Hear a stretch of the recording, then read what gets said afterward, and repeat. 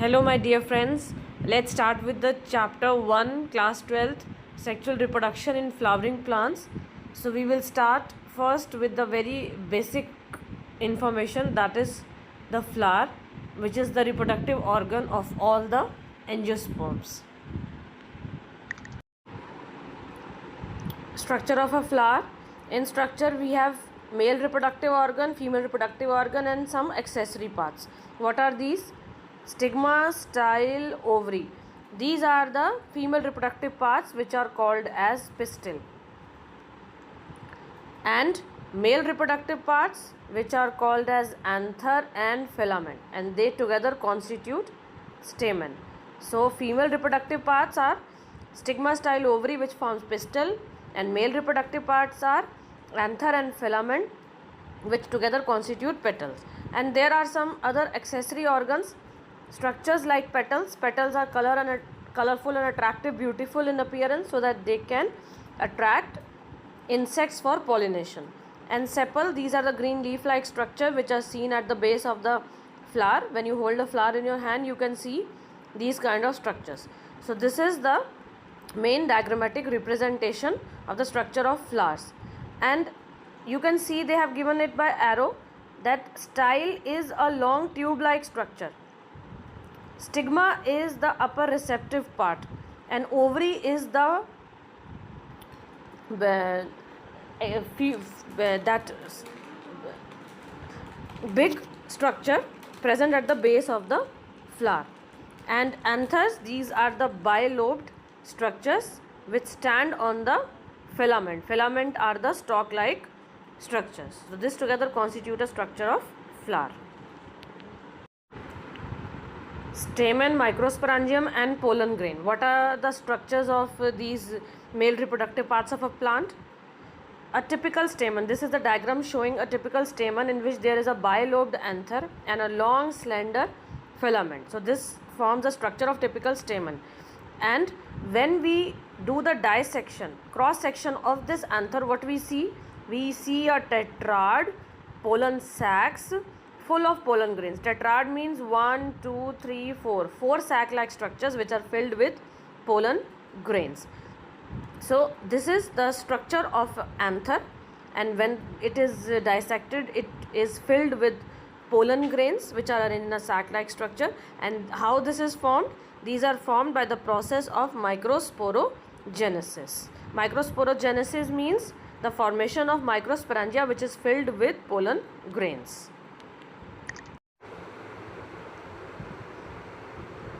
Pollen grains.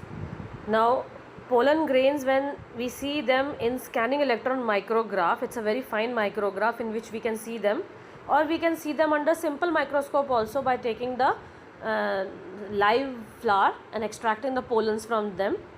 So when we observe them under microscope, we see this kind of structure with lots of spikes on its surface.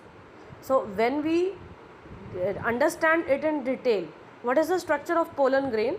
Pollen grains are spherical in shape, 25 to 50 micrometer in diameter. It is a two-layered wall. The outer hard layer is called exine, and it is made up of sporopollenin, which is one of the most resistant organic material known. It can withstand high temperature and strong acids and alkali, and no enzyme can degrade this sporopollenin. And pollen grain has outer layer called exine, in which there is a aperture, means hole present, which is called germ pore, and from this germ pore the pollen tube comes out of the pollen grain for fertilization. Pollen grain are well preserved as fossil because of presence of sporopollenin, so it can't be degraded easily by atmosphere, so it can be preserved as a fossil. So this is the answer, that why do you think the exine should be hard? Naturally, what is the advantage of hard exine to a plant? It is very resistant to atmospheric conditions, so that it can reach the other plant normally without its disruption for pollination. That's why it has a hard exine. And what is the function of germ pore? Germ pore is a aperture from where the germ tube, pollen tube originates, comes out and complete the process of fertilization when it reaches the other plant ovary for fertilization. And the inner wall is called entine. It is thin and continuous wall made up of cellulose and pectin. It is often asked in the exam composition of outer and inner layer. So outer is made up of sporopollenin, and inner is made up of cellulose and pectin. And when the pollen grain is matured, it contains two cells, vegetative cell and generative cell. Vegetative cell is bigger in size and it has a reserve food material which it provides to a generative cell, which is small and floats in the cytoplasm. And pollen grains are shed at the two cell stage. When these two cells are formed, it is shed for pollination. And this is the structure of pollen grain under the microscope, and when we see it, this is the intine and exine structure, in which there are two vacuoles and the nucleus. The nucleus degenerates and it forms asymmetric spindle, and the vacuoles, they combine together to form a vacuole, the vegetative cell, and this forms the vegetative and the generative cell. So this is the complete structure of a mature pollen grain. This formation you have to learn for the exam. And what is the advantage of pollen grain? It helps in pollination, and there are many pollen grains of many species which cause allergies and bronchial infection in persons, like asthma and bronchitis. And Parthenium or carrot grass that came into India as a contaminant with imported wheat has become ubiquitous in nature and causes polar allergy. So it is also often asked in the exam that name the weed which was imported as a contaminant with the wheat. So it is the Parthenium or the carrot grass which caused contamination in the air, and it came along with the imported wheat. So this all is the structure of pollen grain. Pollen grains are rich in nutrients, and it has become a fashion to use these pollen tablets as food supplement in Western countries. These consumption increases the performance of athletes and horse races. You can see there are pollen cream, pollen tablets. So these are the pollen products. Now once the pollens are shed, they have to reach the stigma before they lose their viability. So they have to do fertilization, and the period for which pollen grain remain viable is variable and to some extent depend on the temperature and the humidity. In some cereals such as rice and wheat, pollen grain lose their viability within 30 minutes of release, and in some family of Rosaceae and Leguminosae, Solanaceae, they maintain their viability for months. So it depends on the species that how viable their pollens are. So you must have heard of storing semen or sperms of many animals. So similar way is the storage of pollen grains at a very low temperature, which is minus 196 degrees Celsius for liquid nitrogen, and this process is called cryopreservation. And like we have semen banks or sperm banks, we have pollen banks similar to the seed banks, sperm banks. It helps in the further crossbreeding programs. When we have to do the pollination artificially, then these pollen grains are used.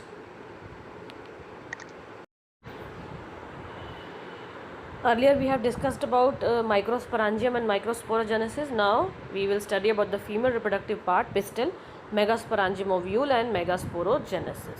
Now gynoecium represents the female reproductive part, and if a gynoecium consists of single pistil, it is called monocarpellary. If it has more than one pistil, it is called multicarpellary. When there are more than one pistils and they are fused, it is called syncarpous ovary. And if they are free, it is called apocarpous ovary. These individual terms are important as they are asked in exam. And we have already discussed in the structure of flower that pistil has three parts: stigma, style, ovary. Stigma is a receptive organ on which the pollen grain lands, and it is a slender part beneath the stigma which is called the style. Style is the long tube-like structure from which the pollens they travel towards the ovary, and the bulging part is called the ovary, and inside the ovary is the ovarian cavity called locule, in which so many ovules are present. And placenta is located inside the ovarian cavity, and arising from the placenta are the megasporangia called the ovules, and the number of ovules in the ovary they may vary. For example, in wheat they are different, they are paddy, they are different, in papaya they are different, watermelon, lychee, all the plants have different number of ovules. You can see figure 1.7.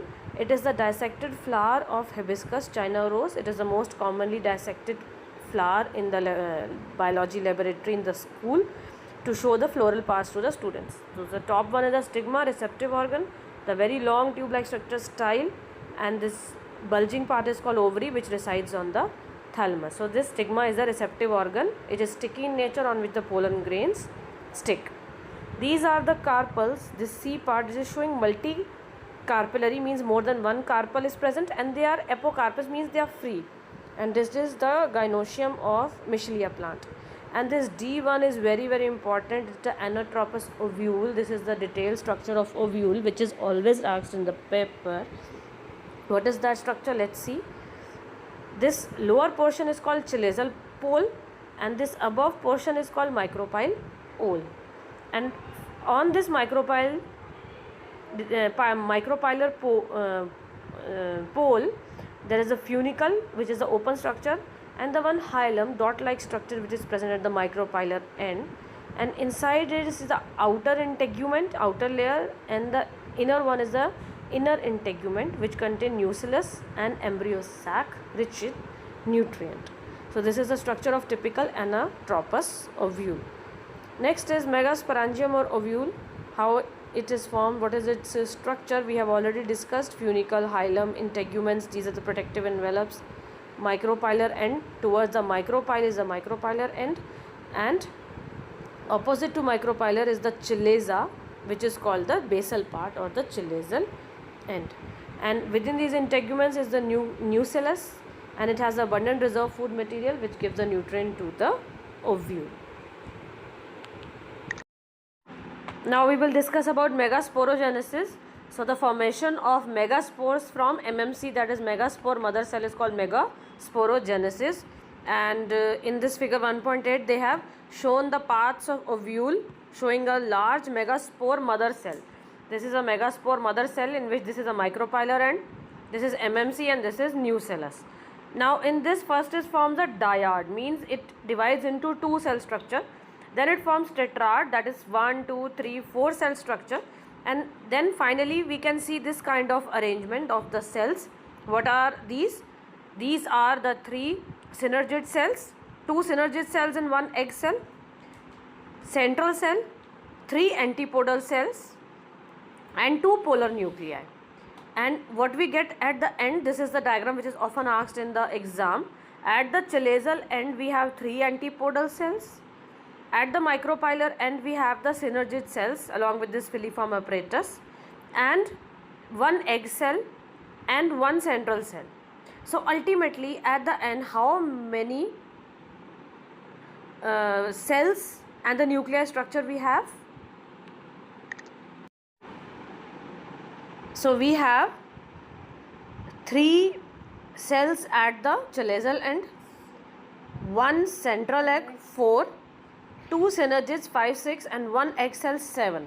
So cells are 7 and it is nuclei, it has 8. So it is 8 nucleated 7 cell structure. How 8 nuclei? 1, 2, 3. This central, it has 2 polar nuclei, central cell. So 1, 2, 3, 1, 2, 3, 4, 5, 6, 7, 8.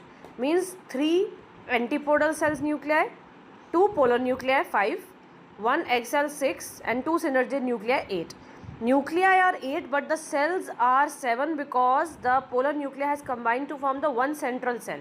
So 3 antipodal cells, 1 central cell 4, 2 synergids 5, 6, and egg 7. So this is the detailed structure of the mature embryo sac, which is always asked in the exam. Next topic is pollination. So what is pollination? It is a process of transfer of pollens from one flower to another flower. This is a simple definition. Now first process is autogamy. Autogamy means transfer of pollen from anther to the stigma of the same flower. Now there are some cases in which anther and stigma lie close to each other so that self-pollination can occur. Where in Viola, Oxalis, Commelina, they produce 2 types of flowers. One is Chasmogavus, which are similar to flowers of other species with exposed anthers and stigmas, and clistogamous flowers which do not open at all. So when they do not open, the process of cross pollination cannot occur. So it only causes self pollination. There is no chance of cross pollination. When anther disease in it burst, automatically the pollens transfer to the stigma of the same flower. So clistogamous flowers, they can produce assured set seed even in the absence of pollinators. So do you think it is beneficial to plant? Yes, to preserve its progeny to its characteristics, it is essential for the plant. Second one is geitonogamy. It means transfer of pollen from anther to stigma of another flower of the same plant. Plant is same but two different flowers. And xenogamy, xeno means pollen grains are transferred from stigma of one flower to stigma of another flower. So extremely different flowers. So this is kind of xenogamy. Next topic is agents of pollination. So there are two main agents of pollination for plants, but one is wind and another is water. Maximum pollination occurs by wind, very limited occurs by water. And pollination by wind is more common among abiotic pollinators. So the pollen grains in case of wind pollination, they are non-sticky so that they can be transported to distance by wind currents. Their stamens are well exposed so that they can reach the stigma of the another female part, and they are feathery so that they can fly and can easily trap by the air, and they are very numerous and so many in number so that they can reach the particular place. And wind pollination is quite common in grasses, and pollination in water is rare. It occurs mostly in monocots, bryophytes, pteridophytes, algae, and in some organisms or examples like water pollinated plants, Vallisneria and Hydrilla. They grow in fresh water, and several marine grasses, they also grow in water, so they need water for fertilization. Not all aquatic plants, they need water for pollination, like water hyacinth and water lily. What their flowers do, they emerge above the level of water and are pollinated by insects and most of the land plants. And in Vallisneria, the female flower reaches the surface of the water by long stalk-like structures, and their part is pollen grains are released on the surface of the water, and then they are carried by the water currents and reach the female flower and the stigma of that flower. So in this way, these methods are used by plants for pollination.